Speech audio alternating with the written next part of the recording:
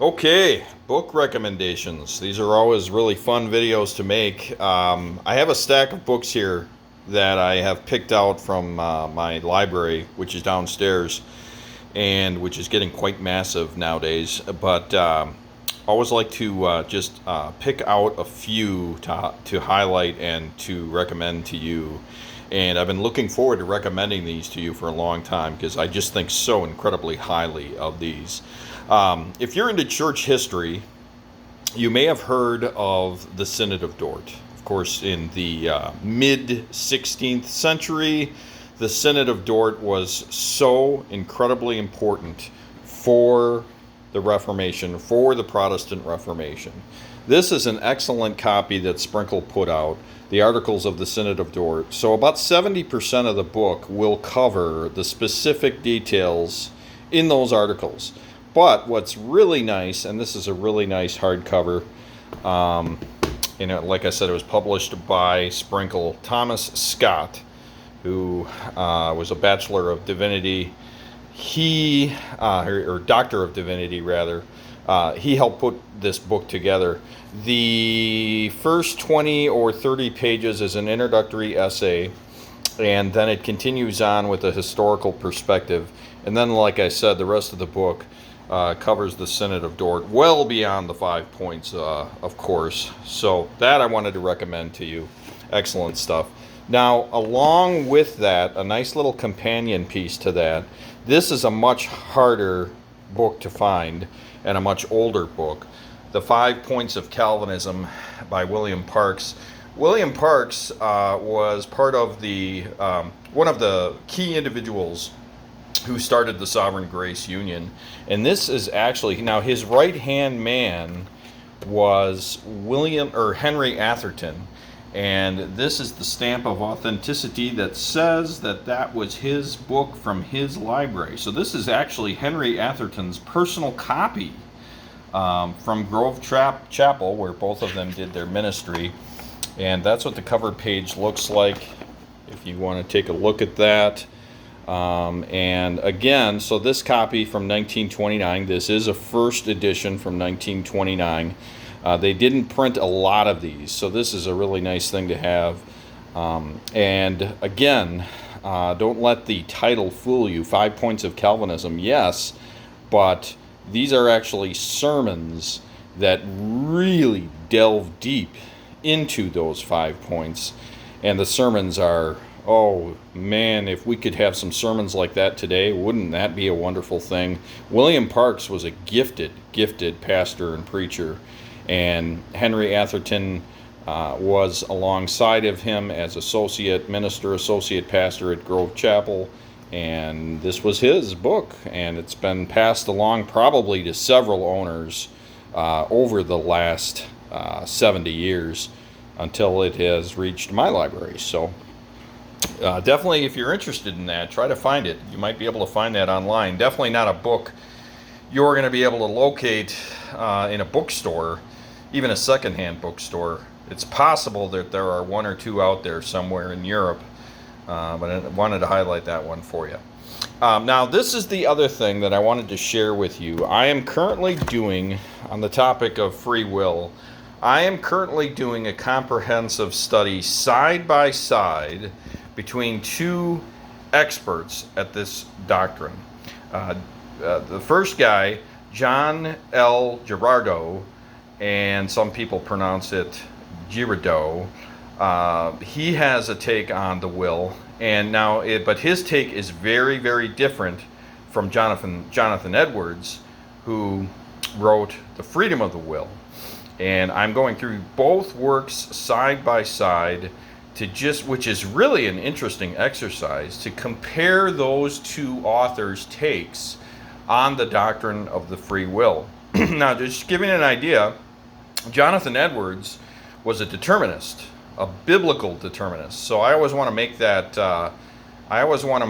distinction. I wouldn't just say determinist, I would say biblical determinist, because people hear that word determinism and they think, oh, that's heretical, that's not.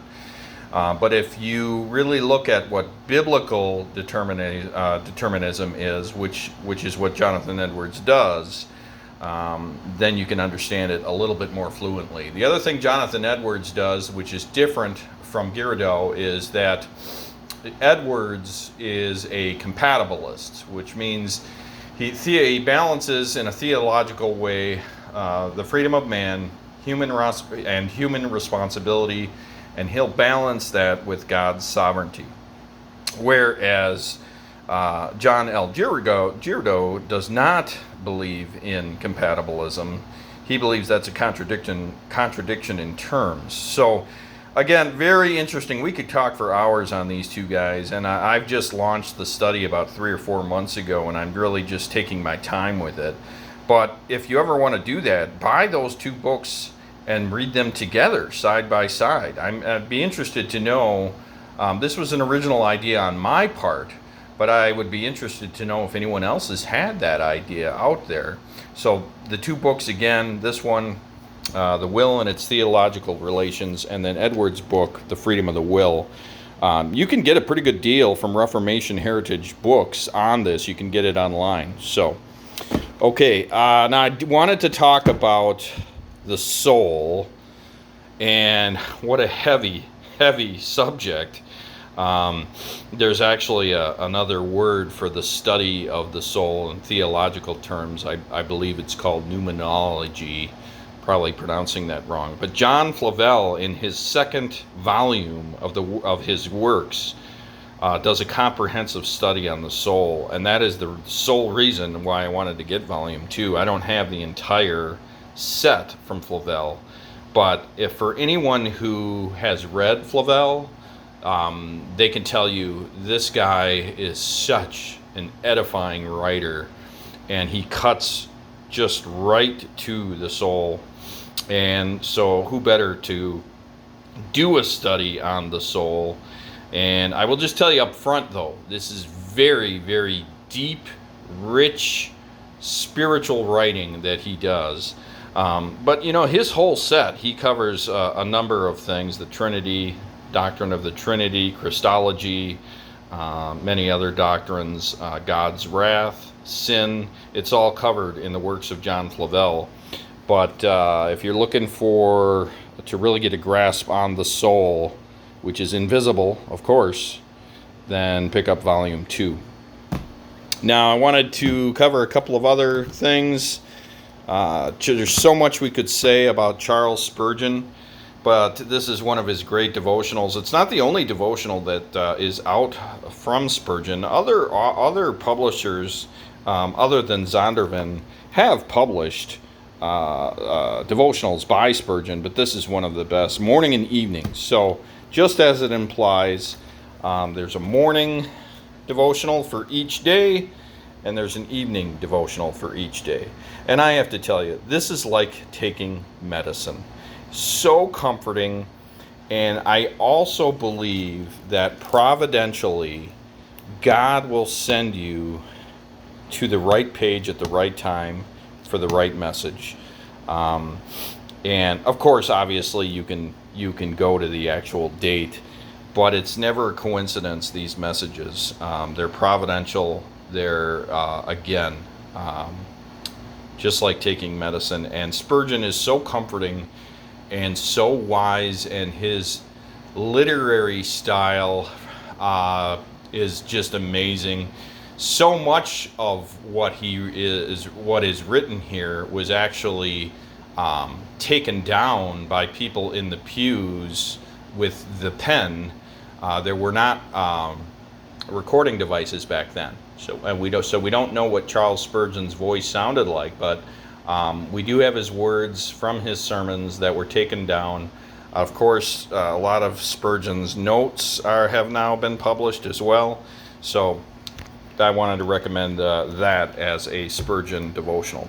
Okay, just a couple of more here. This is from the Library of Christian Classics, and this is Aquinas on Nature and Grace.